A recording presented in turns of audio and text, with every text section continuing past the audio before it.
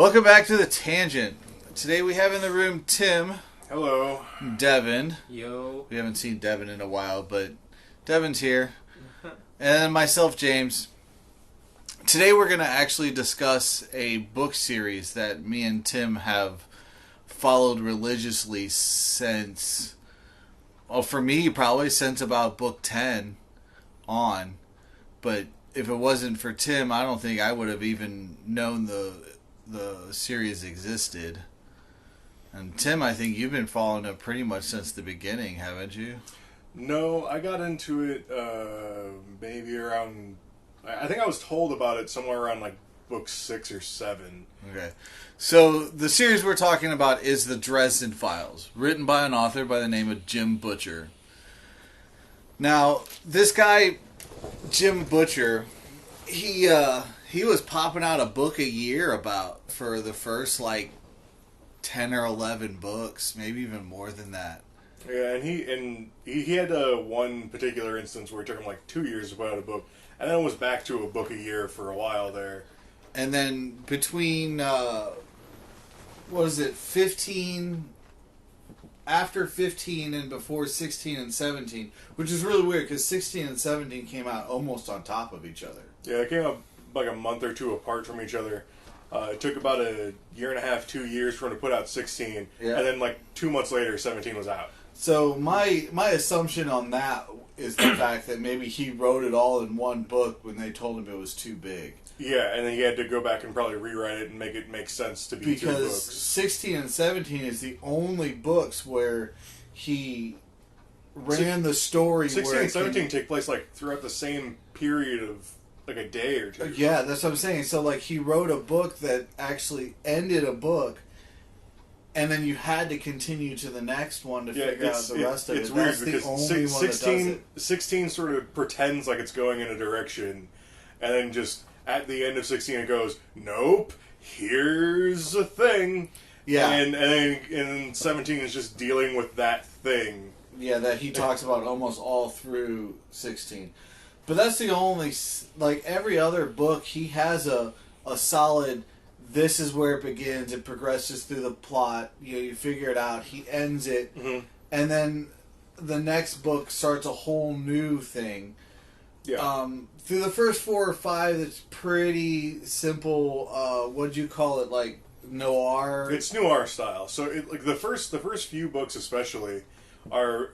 Because noir, it's supposed to be a very slow rolling, like simmering style, where like it brings you up to, where all the action and stuff happens like near the end. But for the entire beginning of the book and the middle, there's not a whole lot going on. It's just sort of like strings you along, and then something will happen. So they're built on like the old noir detective style novels. So there's a lot of like building to the plot. Yeah. Once it hits the climax, and then everything breaks loose. Somewhere around book 3, I think he started to change the format. It went less noir. Like it still felt the same because it's still being told from Harry's point of view, but instead of doing the pure noir style, which is very slow, book 3 starts off and they're already like in an action sequence. Yeah, I just read through like I think the first 4 again, which is probably about as far as I have gotten in the long run anyways, and 3 kind of seems like it hits a different level. Yeah, right you can tell. And the thing is that oh yeah, this one starts off Harry, like 60 miles an hour. The Dresden Files was one of his first books he ever wrote. Yeah, I think that was his first series. He has another series that he's doing alongside it called Codex Alera. Yeah. And I think he's doing another, like, he does more books than that. I think he has another fantasy series too. But the thing is that like when Dresden first came out, he was still trying to find his writing niche, like where his style is going to be. Well, yeah, because the whole thing with when Dresden started off, it was like that was the gimmick. It was a noir style detective book, but it was set in modern day, and instead of it being a detective, it was a wizard. Yeah. Right. So okay. Wizard PI. Right. So like yeah, he's a wizard PI, and then that's the whole. That was sort of like the shtick. So he wanted to keep everything like squarely within this genre of noir, but the change up was wizard modern day. Yeah. Right. And the thing is like, even going back to the beginning of Dresden, book 1, so there's a bunch of things that you learn about Dresden. Now, Dresden is a wizard. Yes, a true wizard in modern Chicago. Yeah, modern. And every other... And all of the benefits that come with it. All the supernatural is unknown to the world at large. Including the wizards of the world are unknown to the actual public. Yeah. But he is the only wizard that publicly in the phone book says, I am a wizard, I am a PI, and I am for hire. Yeah. I will help you find lost things, I will help you do certain things that only a wizard can do, and he actually does spells and incantations. The very first book opens up with his phone book advertisement. It's like, no love potions, serious inquiries only. It's actually pretty funny the way that opens. It captures you pretty well. Right. So, but he also depicts why he's able to get away with that, because he's like, I live in the world. All these things exist, vampires, fairies, all this stuff, but no one believes it because people just don't want to believe it. So I can call myself a wizard and be an actual wizard, and no one's going to know the difference because no one wants to. Right. Exactly. No, I think he even says exactly that, right in the beginning of the first book. So sound very there's a lot of reasons why I enjoy the series itself. One, it's very magical, fantasy style. Yeah, it's a soft magic system. Yeah, so they have the fairies. Mm-hmm. You get to meet Mab and Maeve and all the leaders of the fairy world. You get to meet a couple of the minor fae, like Toot Toot and a lot of pixies and things. Lots of smaller minor things. But there's here and there. I like that. Also things like different types of vampires. Now, in the most fantasy realms, there's one strict type of vampire. It's a vampire. If you're in a world that has vampires, it's like, here's how our vampires work. Right. But Dresden doesn't want to. His world is not like that. He doesn't want to restrict himself to one kind of vampire. Well, there's 4 different courts? There's 4 that we know of at the moment. Because there's a different court that keeps getting... Yeah, so Black Court is... typical Dracula. Oh, well, kind of. So Dracula in the old Dracula stories, the original Bram Stoker's Dracula, he didn't really care about the sun. He just being in the sun took away a lot of his power, and he was usually restricted in what form he could take. So that was usually his old man form. Okay. At night he would be able to take Gary Oldman form. Funny. But so it was like that, but he didn't rot. He was basically preserved forever, stereotypical type vampire. But in Dresden, the Black Court is where they say that Dracula, that's the court he's in. And they're extremely powerful, but they continue to rot. So they're basically rotting zombies. Yes. That are vampires. Yeah, and a lot of them have magic. Yeah. Are magical. Yeah.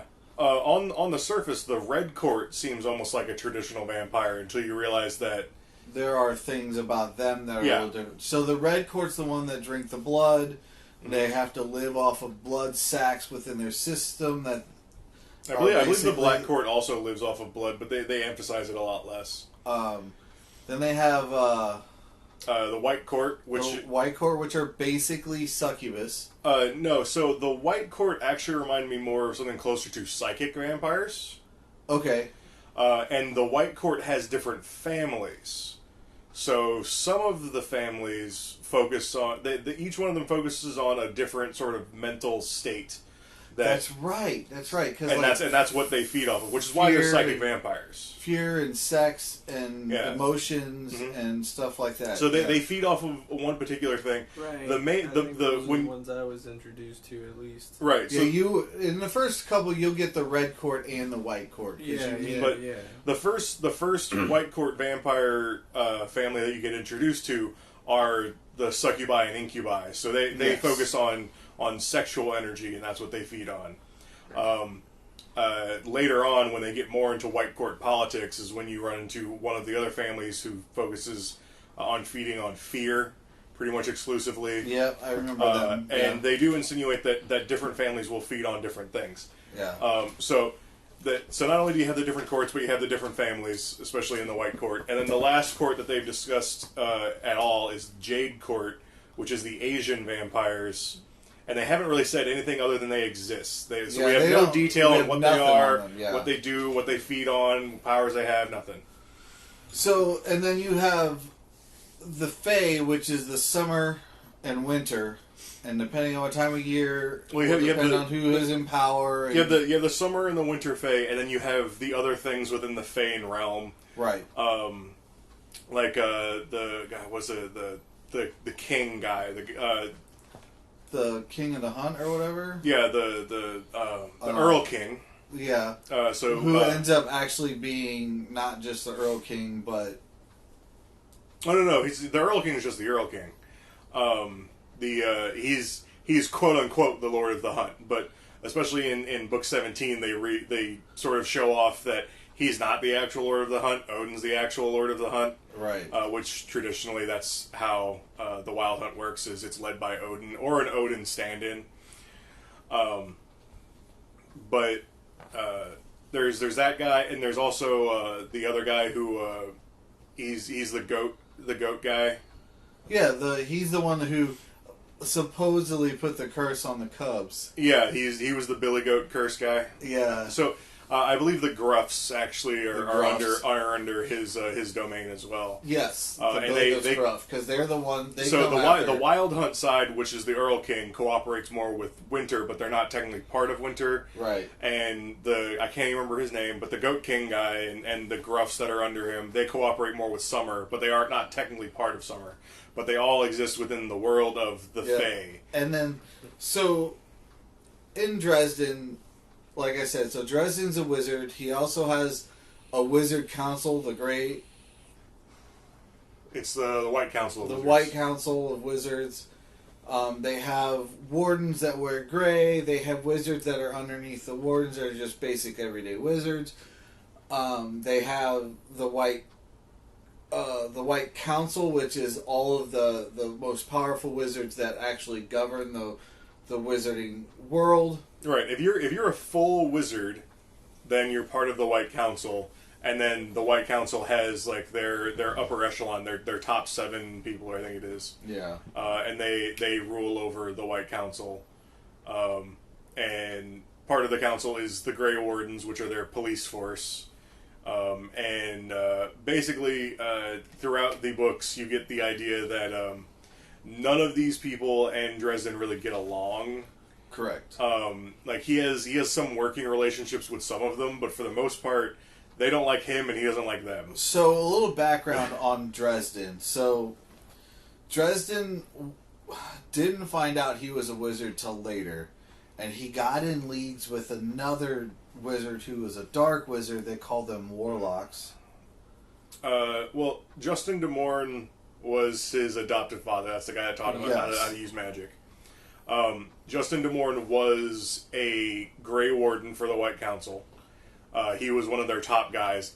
And at some point in time, which this is sort of weird, I guess he retired from the White Council, which I didn't know you could do. But apparently he did that. Like he retired from. I think he may have retired from just being one of the wardens, but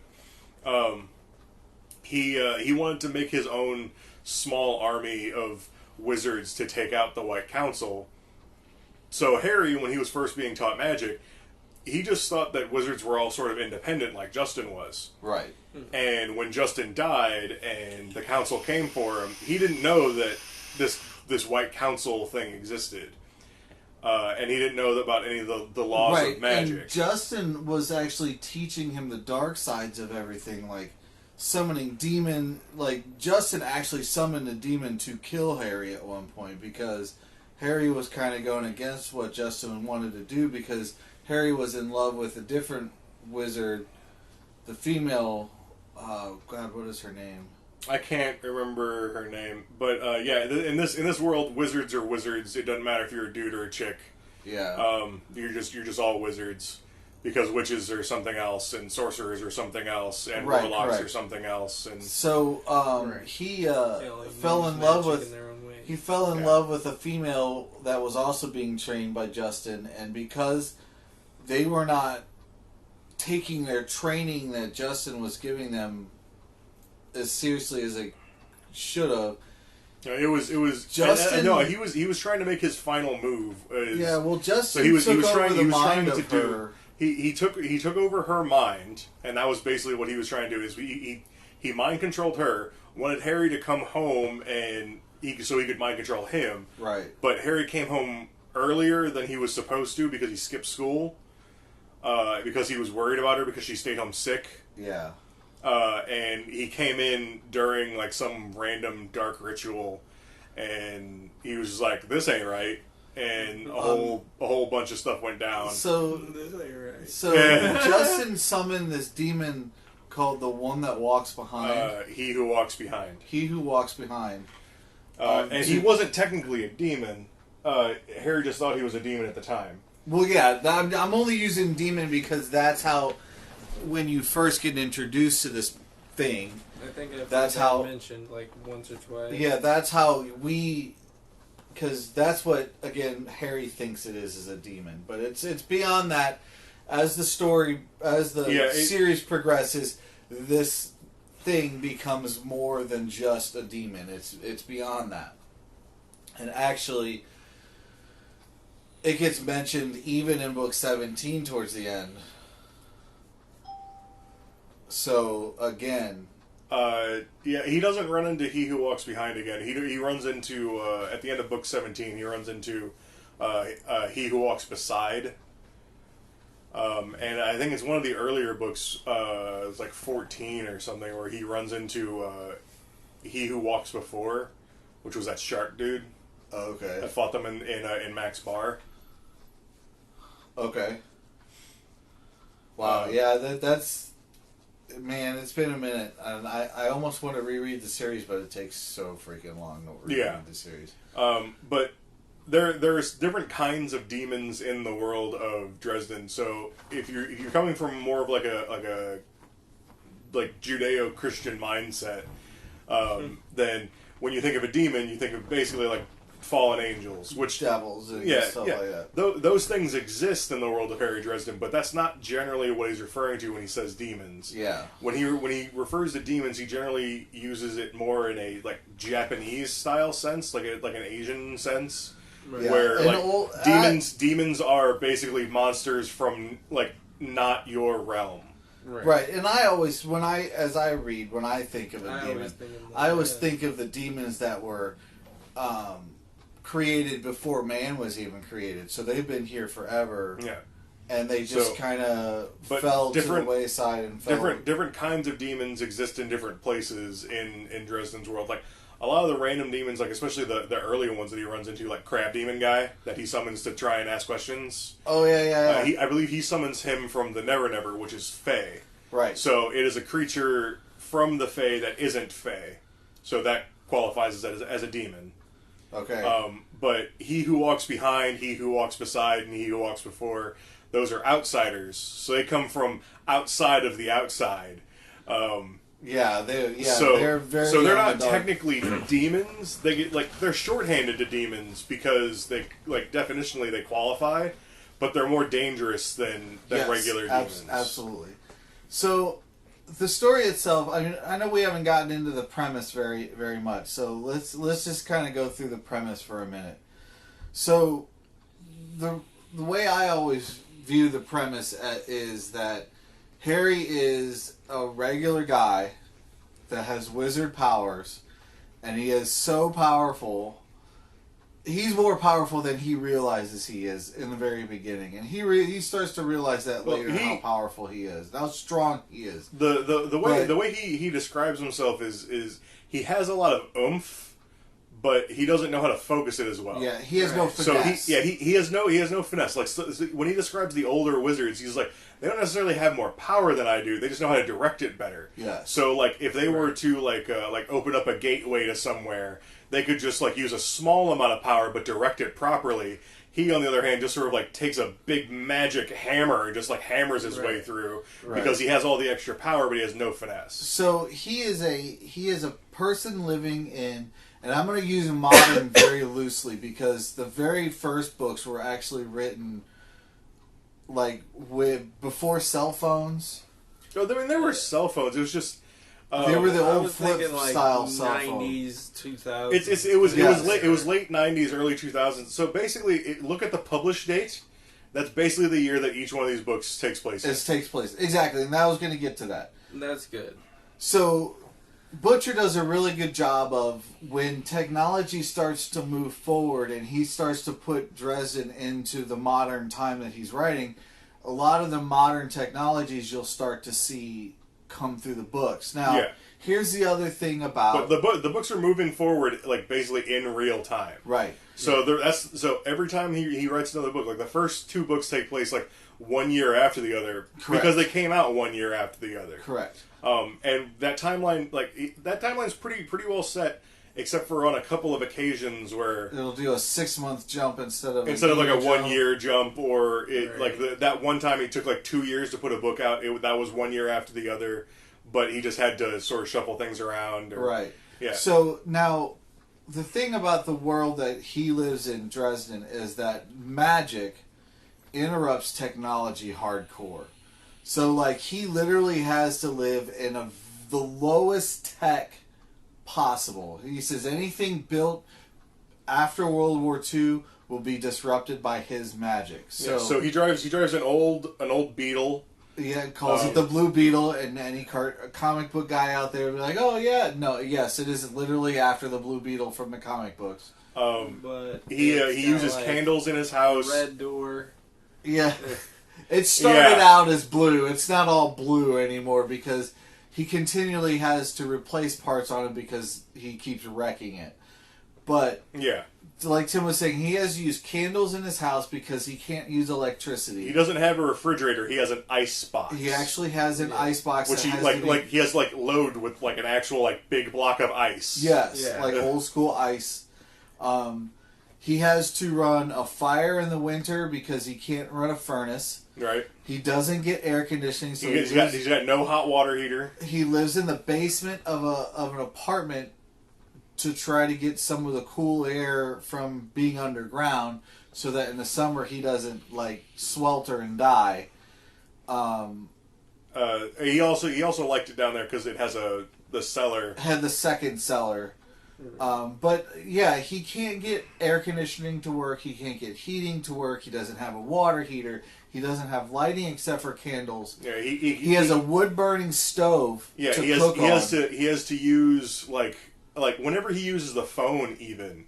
Yeah. Like phones have very like a legitimate like landline he has to use. Yeah, and even that's touchy. Yeah, even that's finicky. And then but he can't like even go really near a cell phone without blowing it up. He works with a cop named Murphy, and every time he walks into her office, her computer goes haywire. So he has to like really focus on trying not to. Or like she tends to try and like keep him out of her office until she can turn off the computer. Right. So that's just another aspect of the actual story. So Harry Dresden is a private investigator. He learned from one of the best. He doesn't have access to computers and stuff. He has to do all of his investigation like old school style, which is where you get the noir feel of how he does his investigation. He has to do actual like footwork and phone calls and old school photography. No digital cameras. He has to actually use film and develop it himself because things tend to go haywire if he and then so he's a private investigator. Later on, we find out that he was trained by a guy who was known for child abduction investigator. Like, yeah, he was this guy like was he's not well off and he's not well regarded, but he's the guy that like if your kid goes missing. Yeah, you need the best of the best to go and try and find him. This guy is it. This is the guy. Harry gets trained by him. Now Harry uses magic to find things. So literally, there are people that are like, "Hey, come up to. I lost my wedding ring in the park. I can't find it. It's really important to us. You know, could you help? It says in your ad that you'll help find things." So he's like, "Okay." He asks for a few random things from them. He goes, "I'll have it. I'll bring it to you tomorrow. You know, I'll do my best to find it. I'll get it to you as soon as I can." He goes back into his lab. He does a tracking spell, an actual spell, and he goes out and finds this item, whether keys, rings, you know, whatever. People, even people. He can even track people if he has the right elements for his spell. So that's how he makes his living. And throughout this whole thing, he very rarely has any money. He's always talking about getting evicted from his office that he rents for his private investigation, getting kicked out of his house for not paying rent, you know, having just enough money to buy food. He talks about just like, looks like I'm getting soup tonight, you know, right. Because he has no money. He buys a can of Campbell's soup and heats it up on the freaking or something. Yeah. And heats it up on his wood-burning stove. And it just seems that, like, his whole story for the first, like, 7 or 8 books is he's just getting by doing these little things that earn him money. Pick up little cases here and there. So the very first case that he picks up in the book is actually a pretty large case. And he actually makes a decent amount of money off of it, which helps him get really caught up. And for some reason, my mind is completely blanking. Is that the one where he is Mab, the first case? No. His first case was husband goes missing. Yeah. And he gets hired to try and find him. But it's alongside a related case of the two lovers in the hotel room with the where things like explode from the inside. Yeah. So he comes across these and realizes it's a ritual that's being done. So it's within his realm anyway. So he gets hired to do this case, and then he comes to find out that this whole case is revolved around magic. Which, holy crap! Guess what Dresden is? He's a wizard. Everything he does is magic. Yeah, and the only cop that actually believes him is Murphy. And now there's a short story which I really enjoy that introduces you to Murphy right away, like how Murphy and Dresden met each other. It was back when Dresden was still learning to be a PI from his original private investigative. They fought a bridge troll or something like that. Yeah, they fought a troll that had kidnapped a child. Yeah. And Murphy was a beat cop at the time. So we've talked about Murphy a few times. So, God, her first name always... Karen Murphy. She runs a special division of the Chicago Police Department that specializes in the supernatural side of the policing. So she has to do a lot of, like, making things up to make it look real for people who don't believe in the supernatural. Because technically won't is the better way to put it. Technically, they don't deal with the supernatural; they deal with unexplained events. Yes. And Karen has to write up all of her reports. Karen's the only one that'll believe it anyway. We also find out later. I mean, like 6 or 7 books in, that Karen's dad used to run the same division, but it was called something else back in his day, and he was killed on the job. Am I correct? I can't remember exactly what happened. Karen thought that he committed suicide. That's what it was. and I can't remember the details of what exactly they found out about that. It was yeah. Well, Dresden ended up coming across information that. But anyway, so there's this thing between Karen and Dresden through this whole series that there's this some kind of like connection between them. Yeah. Physical, attractive. It doesn't matter because it just comes down to the fact that they become such good friends that they always have each other's back. So Dresden goes out of his way to help Karen out, and Karen goes out of her way as a cop to help Dresden out when it comes to things that Dresden's done that could put him in jail. And Karen finds ways to get him out of this stuff by explaining things away. I don't want to give away a whole lot, but there's a whole story. They have a whole story that is 17 books long. Yeah. And their story is one of the long. What I want to say, it's definitely the long haul romance style stories throughout these whole books. I think the Dresden Files can get sort of broken down into like small eras. Yes. So Dresden's first love interest, Murphy's there, and they aren't really like romantically connected at the beginning. They're just sort of. But they grow. Yeah, that is what I'm saying. They have a respect for each other, and it grows from there. But Harry's first actual love interest is a reporter, Susan Rodriguez, and things don't go so well, and Susan ends up not being around past a certain point. Susan ends up getting caught up with the Red Court. Yeah, right. But eventually, that whole thing ties up, and you move on to like the next phase, where Dresden gets romantically involved with the head of the Grey Wardens. Which Lucio, that was weird because Warden Lucio. I get the very weird feeling that a lot of that wasn't Lucio. A lot of that was according to how the books went. Yeah, she was basically being mind controlled by a separate party to try and spy on Dresden. So once she found out about that, and she broke it off, she was like, "Look, I mean, I like you still, but the romantic part was not me." Right. So she breaks that off. And then Changes happens, which is what, book 12? Yeah. And after Changes is when you enter into the last more like the realm that I'm guessing is basically from book 13 to where we just I think it just finished in book 17, and we're about to move into the next phase. Yeah, definitely. There's definitely another. So, book 17 wrapped up a lot of stuff and then reopened up a whole new can of worms. Right. So and that's the thing about Dresden, is that, like... Dresden's story moves in phases. Every book has its own little story in it.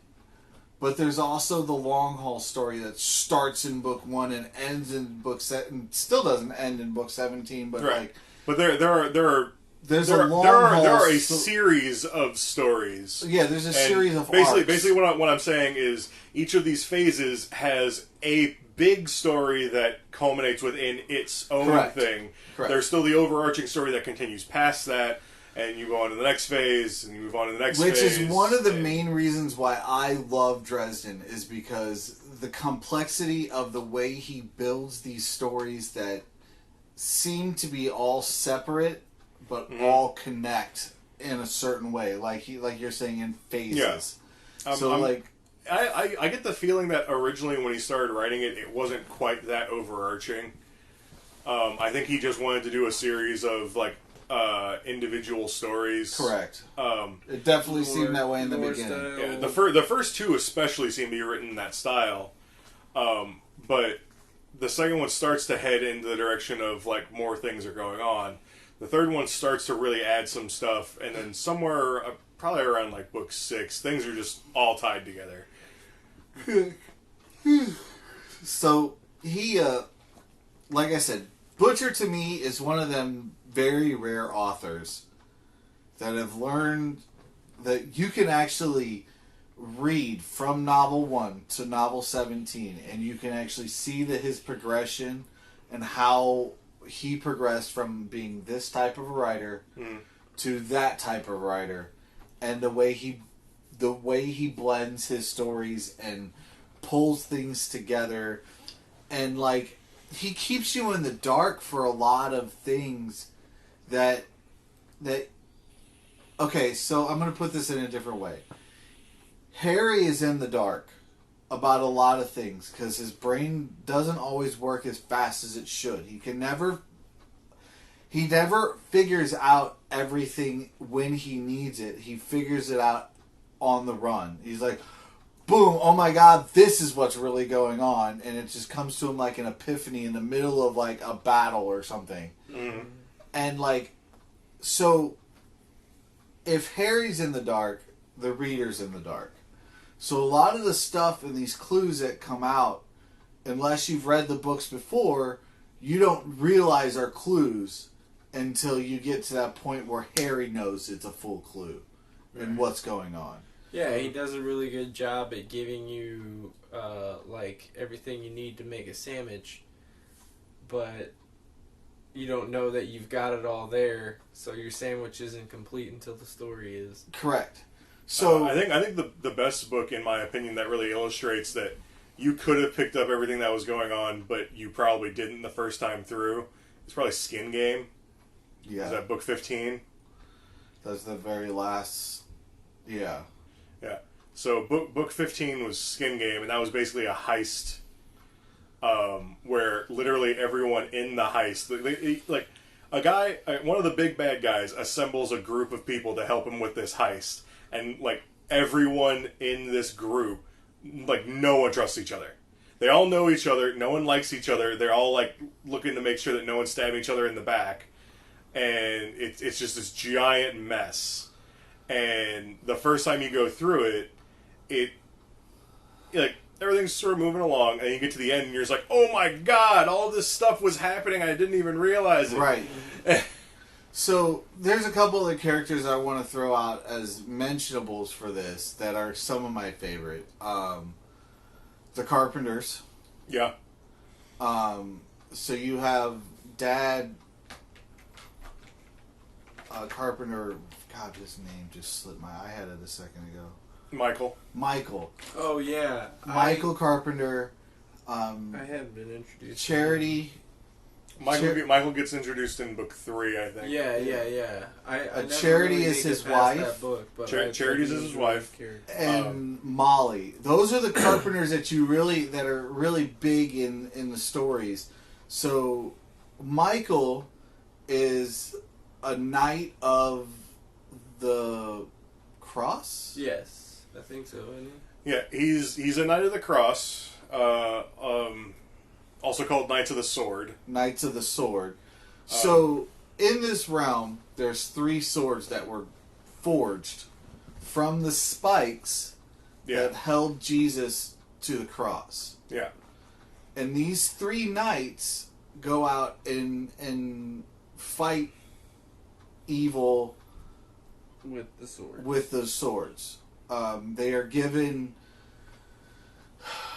It's really weird because, like, Dresden tries to make it, like, just magical, but it's not. It's all about faith. The Russian guy says a lot of how Dresden thinks about it eventually is just forms of power, and how faith is its own form of power, like magic is its own form of power. Correct. But throughout this whole time that he knows these knights, he keeps trying to justify, like, why things happen.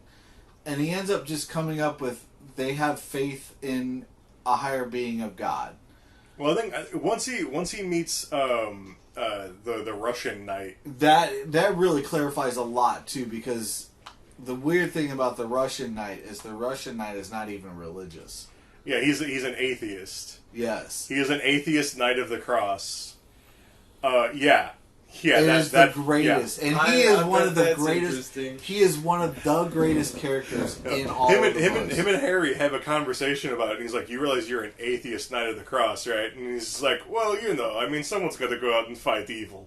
And he's like, "But like, you got your sword from an angel." And he's like, "I don't know. It was an angel. I could have been hallucinating. It could have been normal guy. Might have been alien. I have no idea." Right, and that's how he says it. Is it could have been an alien, and this divine being that everybody keeps calling God could very well just be an alien with some powers. Right, and the more Harry talks to him, the more he's like, "Okay, maybe I'm agnostic, but I'm not religious." And then you meet Michael and God, what is that Russian dude's name? Sanya. Sonya, hell yeah. And then Shiro is the third knight. Shiro is the third one. Now Shiro has a really good story arc within the whole thing. Shiro is an older gentleman. He's been a Knight of the Cross for a really long time. A really long time, and he carries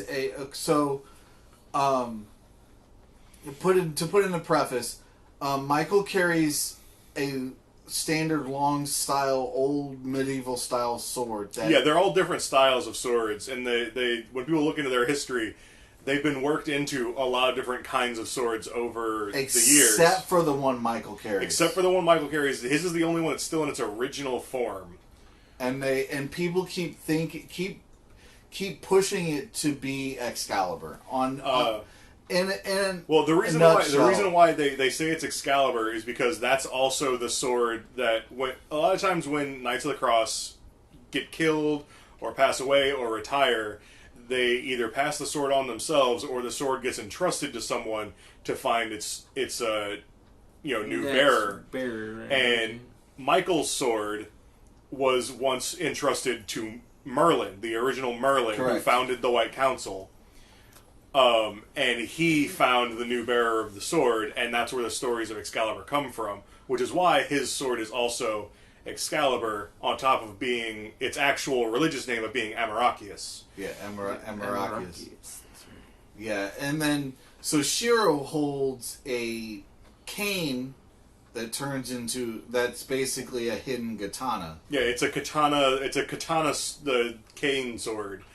So, and most of us know one of those. Yeah, one of those. You've seen things. those. They look like canes, and then you come open and it's a katana. And Sonya carries a old cavalry style sword. Yeah, it looks like a military saber. Yeah. So that's another group of people that he comes in contact with, without giving away too much of the story. I mean, that's just basic. So then with them comes the Denarius, the Knights of the Blackened Denarius. The Knights of the Blackened Denarius. There's 30. Yeah. 30 coins. 30 pieces of silver. And every coin has the essence of a fallen angel? Yeah.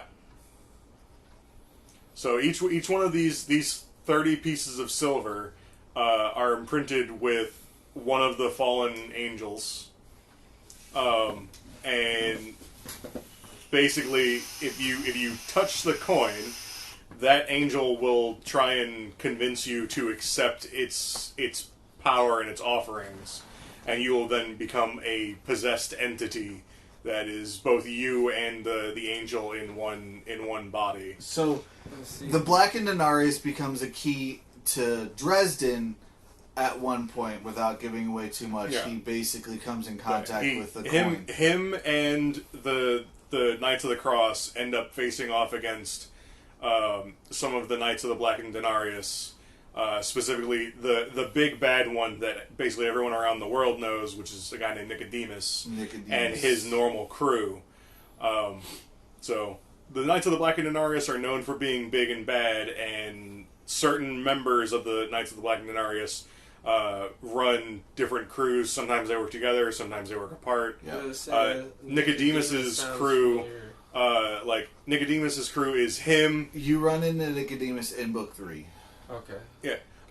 Nicodemus's crew is like him, his daughter, and sometimes his wife. Yes. Not generally very often. Normally they're around the same place, but sometimes they're working against each other. Sometimes they're working with each other. Sometimes it's both. So again, there are 30 coins. So there are 30 I want to call them demons because in religious terms, fallen angels become demons. But there are the 30 entities of fallen angels out there now.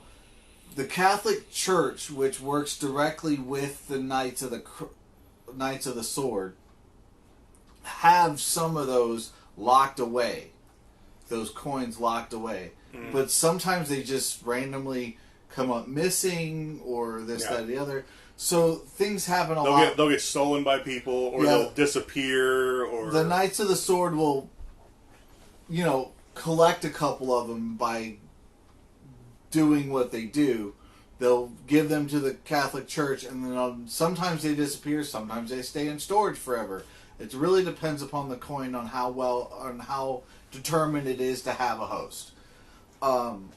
Again, another aspect of Dresden that it makes this thing so broad. So we've talked about very little, but we talked about the Fae. We've talked about the White Council. We've talked about now religious side, like Catholics and fallen angels and angels in general. Yeah. So the Dresden Files, according to Jim Butcher, he originally wrote it to, and I know we started off with it's very noir and things, but he basically wanted it to be a world where this character Harry Dresden can run into literally any monster from literally anything. Anything, right. So like there are short stories, and now in book 16 and 17, Dresden runs into Bigfoot.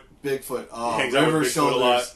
River Shoulders is amazing. Wow. Oh my god. Bigfoot's in several short stories. Yeah, so he has 3 short stories. And then he actually becomes a character in 16 and 17. That actually becomes in part of the main books.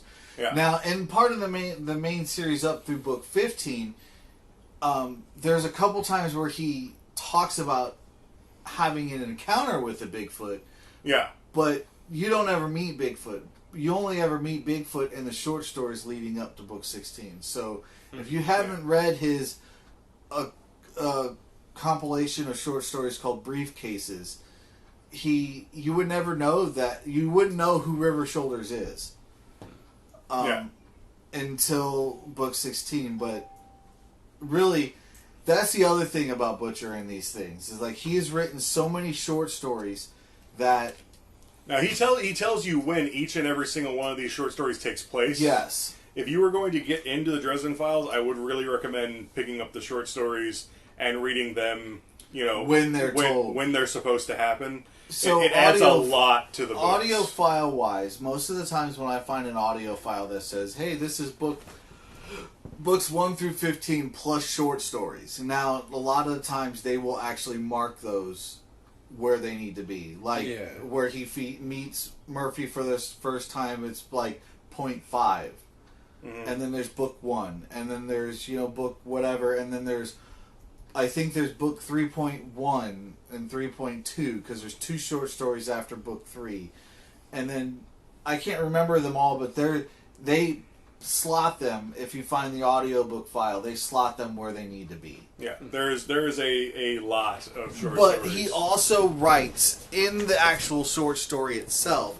He writes in there saying, "This happens between this book and this book," so it tells you directly when this short story happens. And one of the great things I loved about the audio versions is, and I think this is in the written versions too, where he gives a little preface to a lot of short stories as to like why he wrote this short story. Correct. So some of them are written because he wanted to expand upon something. Some of them are written because he was just asked to write a short story. So yeah, some of them are just literally like, "Hey, would you like to write a short story for this compilation that this person's putting together?" Correct. And he's like, "Yeah, sure." And some of them he was like, "I had this great idea, and that's what I wanted to write." And some of them are, "I forgot about it until the day before it was due, and I wrote something, and I wrote a thing." And the thing is like some of the greatest, but they're all good. Some of the greatest short stories to me were ones that didn't involve Dresden as a main character.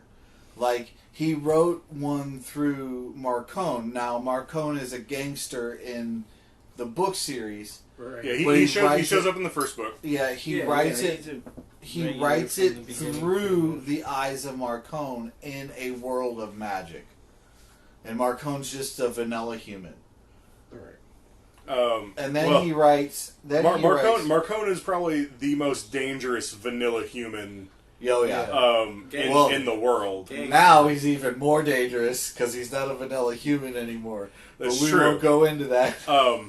But even at the beginning, he was probably one of the most dangerous vanilla Absolutely. humans because he knew that the magical world existed, and he was a powerful enough, mafioso and gang leader who had enough money and influence that he was able to purchase the services within the supernatural world. So Yeah. what makes him super dangerous, though, too, is the fact that he accepts the fact that the supernatural exists. And that he is just not scared at all. Yeah. Yeah, He has no fear of Dresden or any he gets Nothing. involved very heavily in the second book for sure. Yeah. With the Luke Guru and stuff Yeah. and the werewolves, and he ain't scared at all. Oh no. Oh, and He's then he actually ends one up. of my He ends favorite up. characters, honestly. He ends up He's such a boss. using Odin's security force. So most of his security force are Valkyries and the Iron right? Jar. No, actually, The I think I Iron remember Jar. some shit like that. So he uses the supernatural to help protect him because he is now within this realm of supernatural and he's just a vanilla human. So Yeah. he needs But supernatural protection. he's very influential, and him and Dresden have a very combative relationship. But Yeah.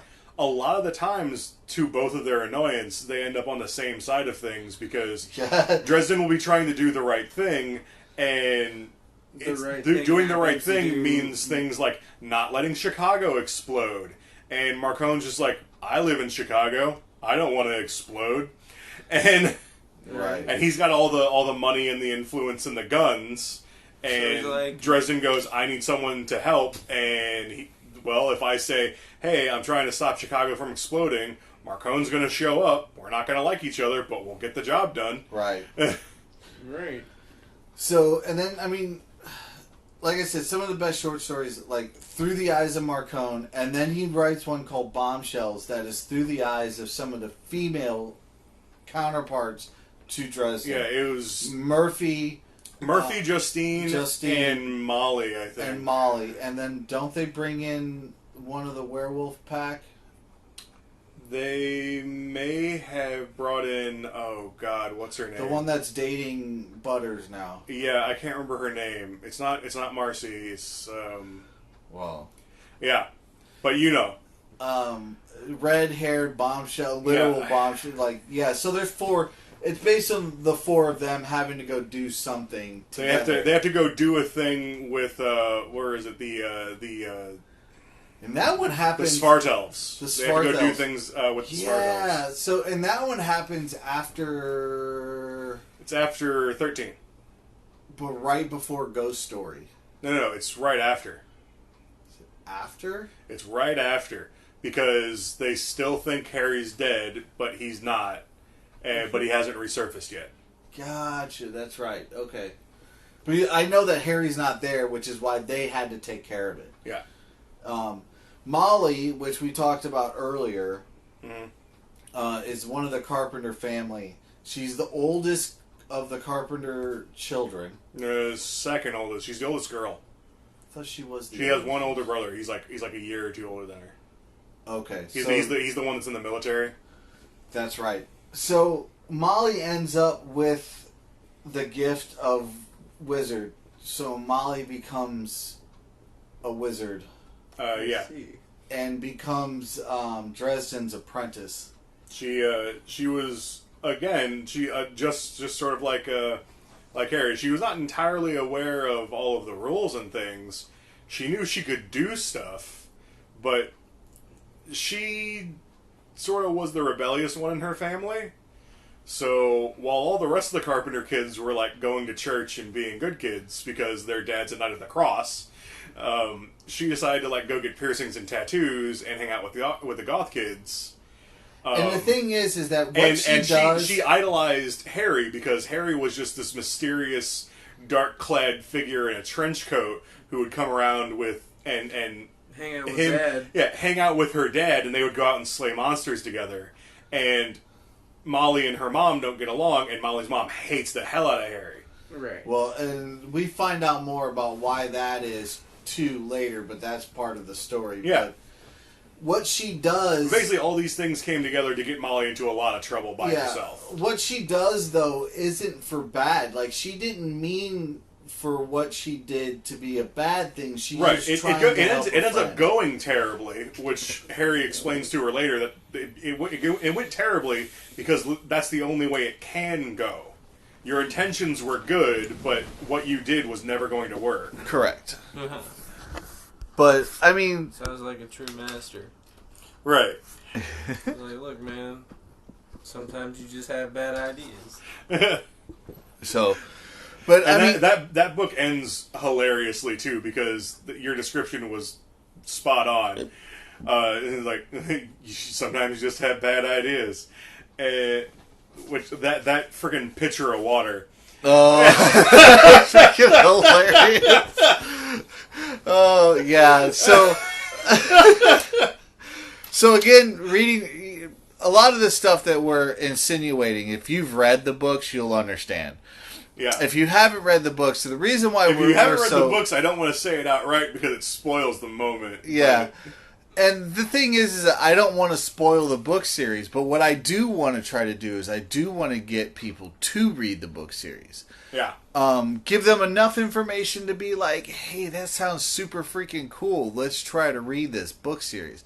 Now, yes, the book series is super long. It is 17 books long, but they're not. So far.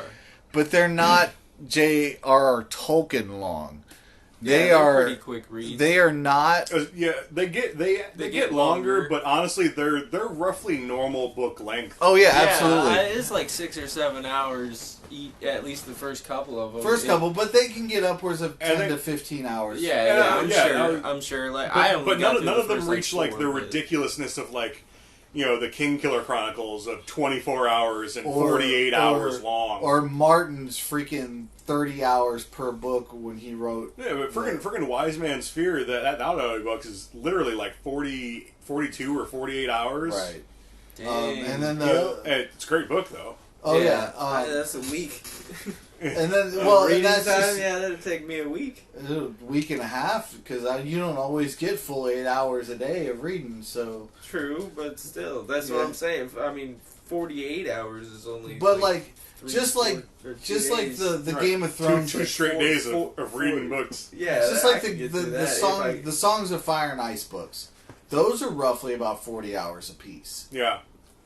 Those are good books. The thing is, like, that's the difference. Like, those are all epic fantasies. So, Wise Man's Fear, the George R. R. Martin, sort of Ice and Fire books, the Stormlight Archives, right? Things like that. Those things are stupid long because that's epic fantasy. Yes. Dresden Files is urban fantasy, so it's more in the realm of being it's sort of like pop paperback sort of length. Correct. It's something that you could pick up like in an airport, souvenir shop and read on the plane, get most of the way or at least halfway through in a good length flight. Well, yeah, and that's what I enjoy about them is that they're not hard reads. No, they're not.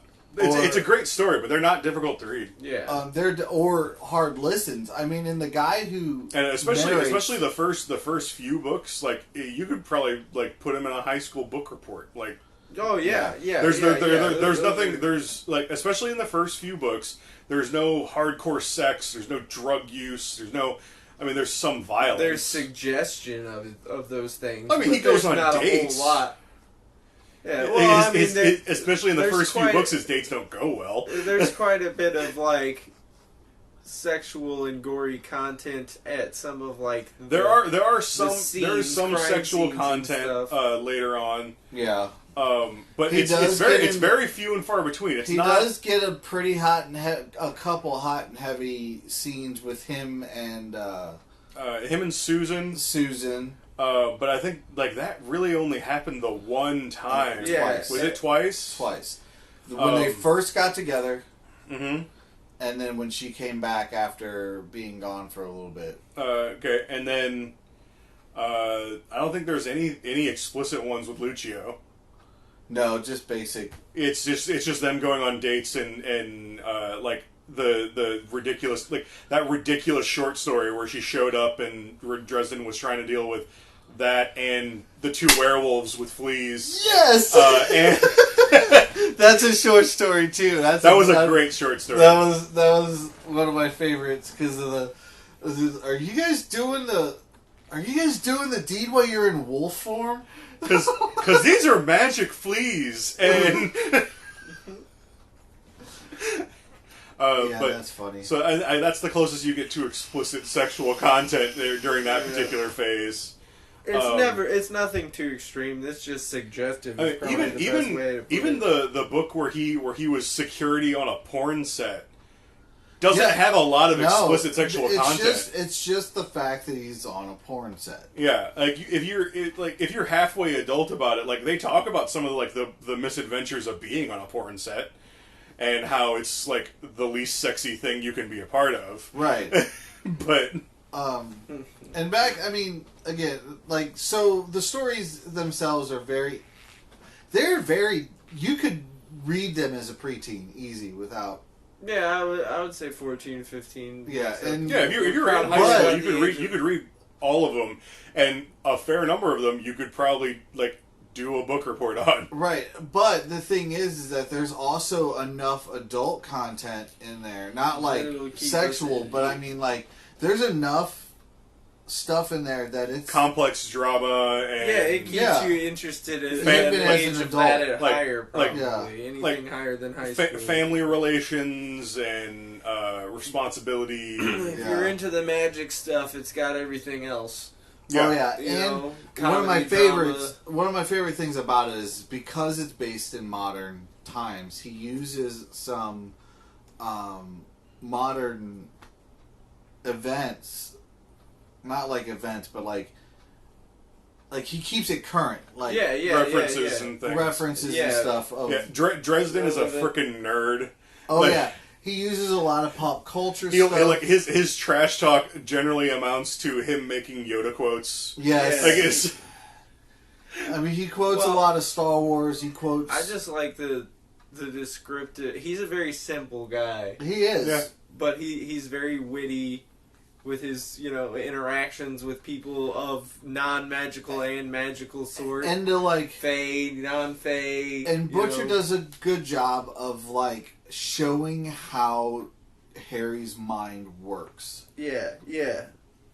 It's like step by step how Harry figures out what's going on. You get pretty comfortable being, basically following along inside his head.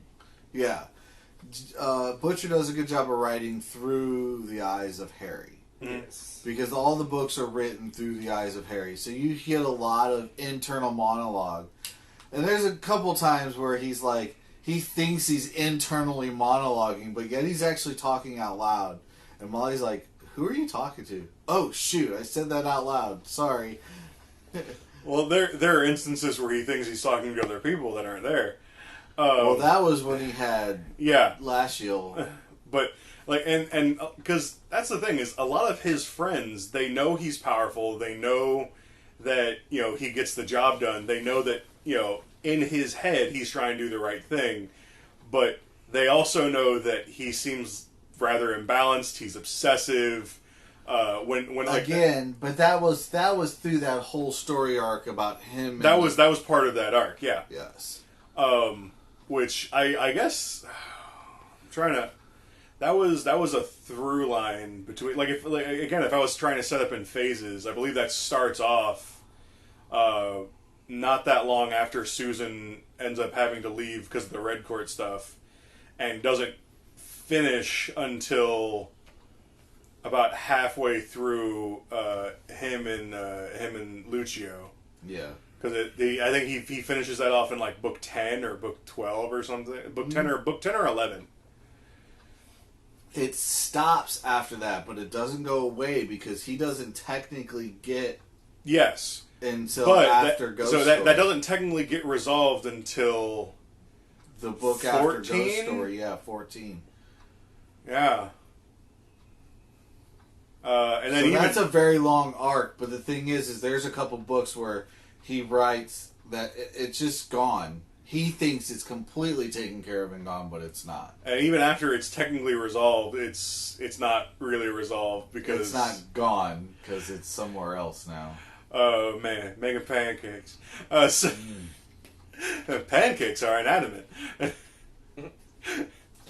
I don't even remember the number. I have this blah blah blah blah blah number of pancake recipes. We are going to start with this one, and it's like random number. And yeah, I have this many recipes for pancakes. This many of them were able to be made with what we had on hand. Yeah, so we chose this one. and like, so okay, so a character that we haven't brought up. There's two of them that I want to bring up because they're also on my list of favorite characters in the whole book. Bob. Bob's great. Bob is an all-knowing being that lives in a skull, and again, I don't want to give away the stories of anything, but Bob is like Harry's assistant. Like everybody has that little sidekick that he's like Watson. Yeah, that they bounce information off of, but Bob is not just a typical assistant. That just helps out. From the traditional writing style point of view, the reason why Watson's there is because if he's not there, then Sherlock Holmes just sort of walks around solving things, and the reader has no idea how he's arriving at these conclusions. Watson's there to ask him questions, so he has to explain things. Okay, right. Yeah, you're right. Probably not the best way to put it. So Bob is more like Sherlock. He knows all the answers, right. But Harry's the one we're following, and he's the one who's asking all the questions because he's trying to solve the thing. Correct. It's like reading Bob Sherlock has no Holmes. horse in the race most of the time. He right. has to be coerced by Harry to give up information. I mean, because that's the same reason why all the Sherlock Holmes books are written from Watson's point of view, anyway. Right. It's again reading Sherlock Holmes from the point of view of Watson. Yeah. Which is fine. So we talk about. I mean, we haven't talked about Bob yet, but Bob is this huge intellect that Harry uses as like.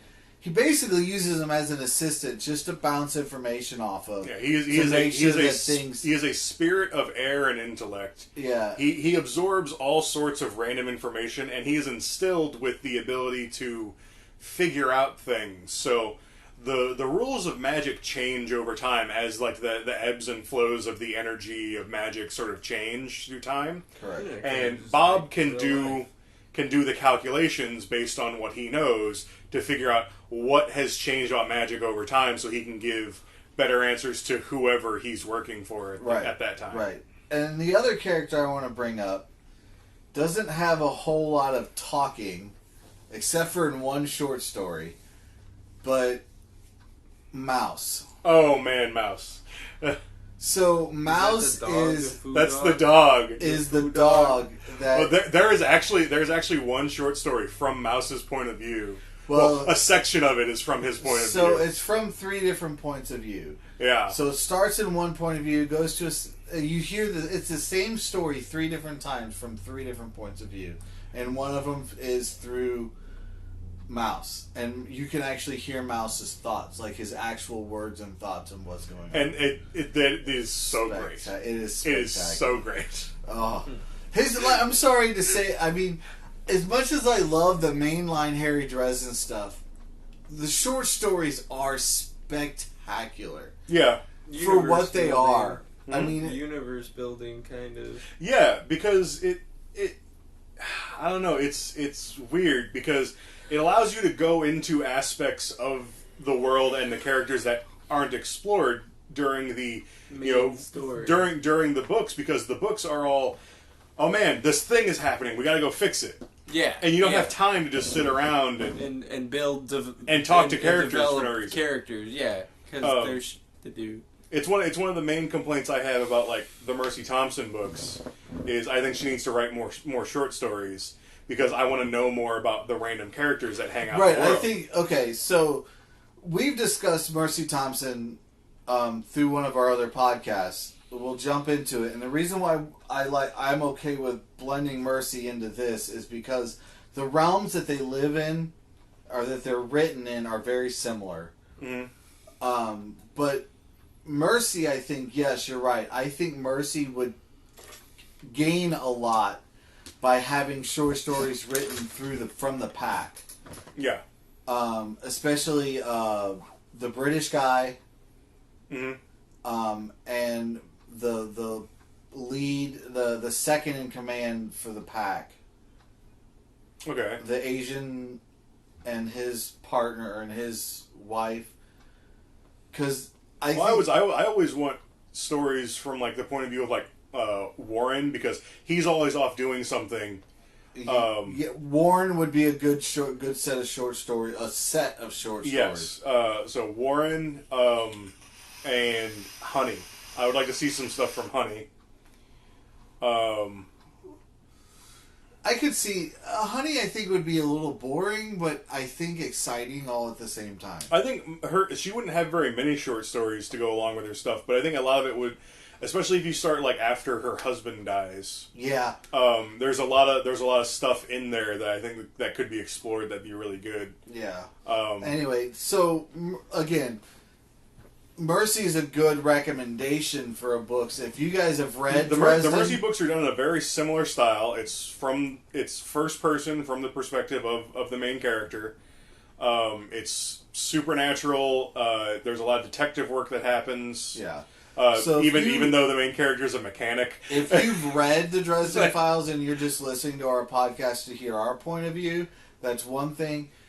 If you haven't read Dresden and you get into Dresden and start reading and enjoy it, another book series that you could look into is Mercy Thompson.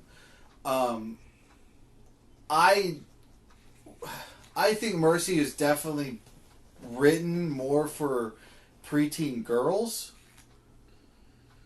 because of like it just seems like that's who she was writing these different Patricia Briggs was writing them for. It's got more sex scenes. Yeah, because it's got a lot of. No, that's one of the things is Dresden doesn't have very many sex scenes, but every one of them has importance. Like they have meaning. It serves a purpose. It's like the bag.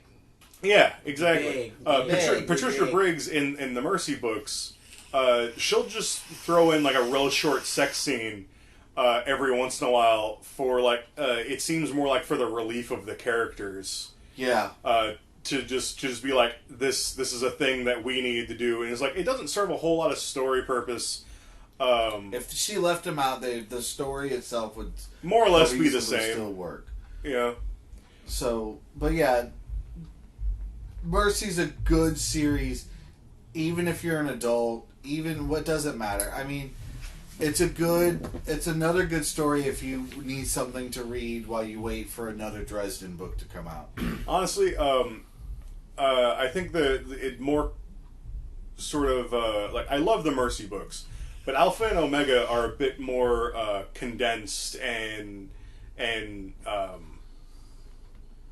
it's hard. It's hard to kind of put this into words. They're different but the same. So it's from the perspective of two different characters instead of just one. And the one that I started reading is not exactly how I pictured it. Well, it's third person instead of first person. Yeah, but it's third person revolving around what's going on in the heads of two particular characters. Well, the one that I was reading, and the reason why I stopped because it wasn't what I expected. It was all through Sam. That's a short story, I think. Is it? Yeah, that's okay. The very first, and that's actually more recent. It only came out a little while ago.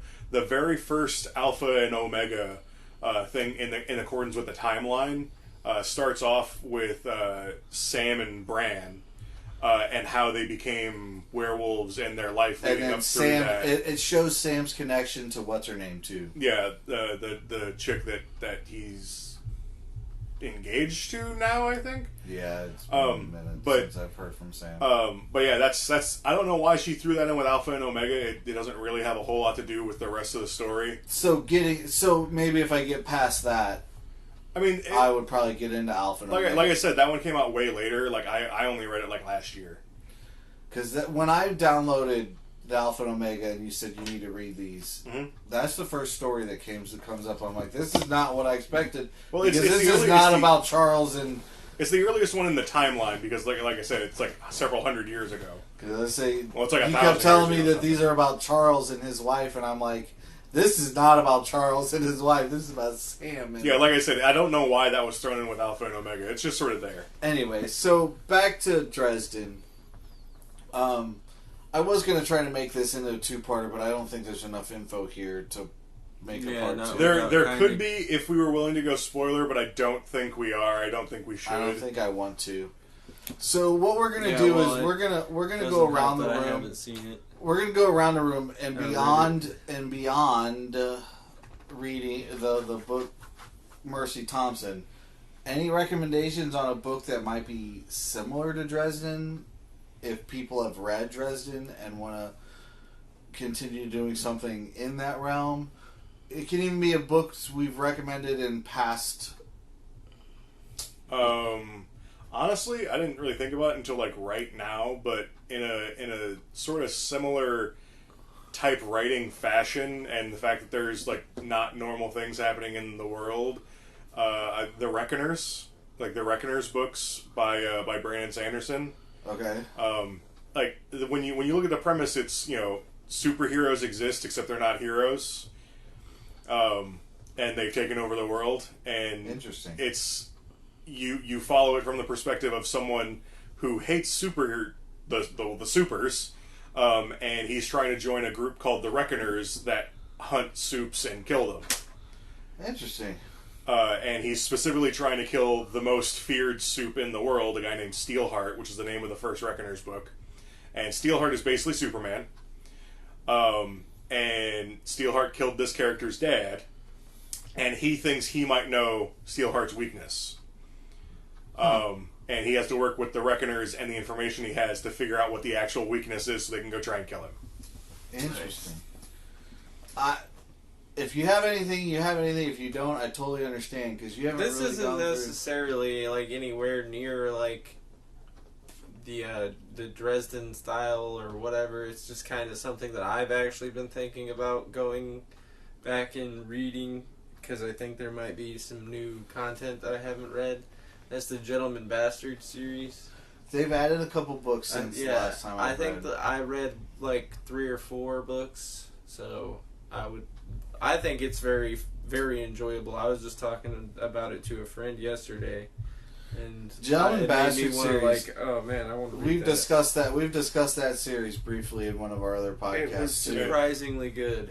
The Gentleman Bastards is a great series, and it also has a soft magic system. So basically the same thing as Dresden Files. So they haven't gone into or used so much of a magic.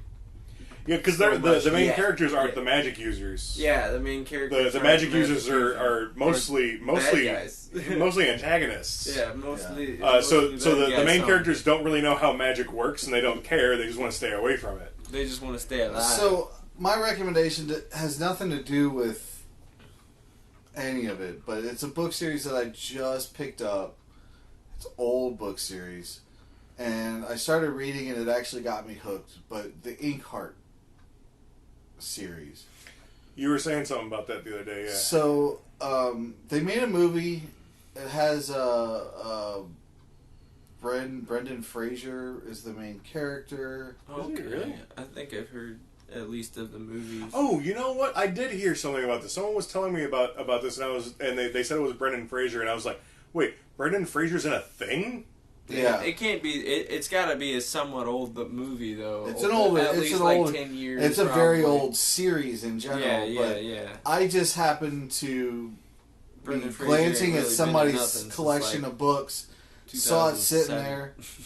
I was like, I've always wanted to read that book, so I picked up the whole 3-book series, and I've been reading it. And truthfully, I've enjoyed the first book, and I just started the second one, and there's 3 total. So eventually, maybe I can get everybody to read them, and we can talk about it. But I think it's a good series, and the way it's portrayed, it's all about books and people reading and the stories behind them, and the ability. One guy has an ability to, when he reads a book out loud, parts of the book could pop out and come to life. That's pretty pimpin'. So it's. I mean, it depends. I'm reading a lot of Lovecraftian type horror right now, and that kind of stuff would not be fun to come out of books. Right, and so every time they read a book and something from the book pops out, it's usually like a horrible thing, like a giant spider monster or like a hive of insects made of flesh. So the first book, the things that come out were not good. They were bad guys, and they try to get the bad guys. They try to defeat the bad guys by either rereading them back into the books or changing the story of the book so that their story changes. And it's pretty good, though. So, Dresden, we went through a bunch of stuff. We didn't spoil anything, I hope. Introduced you to some of the characters. You kind of gave me a couple of things to look forward to. Yeah, well, I want you to finish reading the damn series. So we can talk about the whole thing. And then we can have a whole spoilers He's somewhere around book 4, right?